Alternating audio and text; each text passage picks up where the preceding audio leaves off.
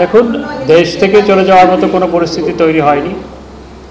বাংলাদেশে ইতিপূর্বে দেলোয়ার হোসেন সাঈদীর যখন যেদিন ফাঁসির রায় হয়েছিল, সেদিন একদিনে ১১২ জন হত্যাকাণ্ডের শিকার হয়েছিল একদিনে, এবং সারা দেশে অগ্নিসংযোগ নৈরাজ্য চালানো হয়েছিল।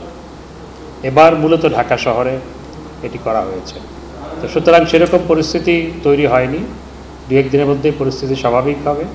আমরা দূতাবাসগুলোকে আশ্বস্ত করেছি এবং দূতাবাসের কর্মকর্তারা স্টেশন ছেড়ে চলে যাওয়ার মতো কোনো পরিস্থিতি তৈরি হয়নি। তারাও আমাদেরকে সেটি জানায়নি। বাংলাদেশে যখন আইয়ুব খানের কারফিউ, আমি অনেক ছোট, মনে আছে, তখন কারফিউতে বেরোলেই গুলি করা হতো। এখন তো কারফিউতে বেরোলে গুলি করা হচ্ছে না। শুটের সাইট তখনই বলা হয়েছে, কেউ যদি রাষ্ট্রীয় সম্পত্তিতে হামলা পরিচালনা করে, অগ্নিসংযোগ করে, কিংবা জনগণের সম্পত্তিতে হামলা করে, অগ্নিসংযোগ করে, তখন শুটের সাইট।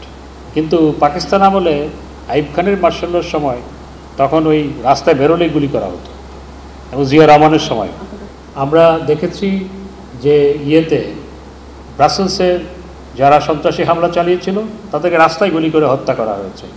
প্যারিসে রাস্তায় গুলি করে হত্যা করা হয়েছে।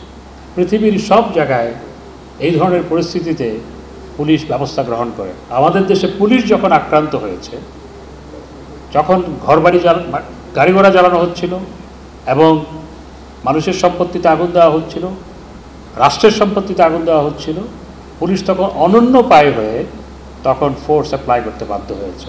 আমরা ইতিমধ্যে কাতারে যে আমাদের অ্যাম্বাসেডর আছে তাকে দায়িত্ব দিয়েছি আল জাজিরা কর্তৃপক্ষের সাথে কথা বলার জন্য এবং আল জাজিরার কর্তৃপক্ষকে জানানোর জন্য বাংলাদেশ থেকে আল জাজিরার হয়ে বা আল জাজিরার জন্য যে সংবাদগুলো এখান থেকে লোকাল অফিস দিচ্ছে, these are many are false, fabricated এবং distorted.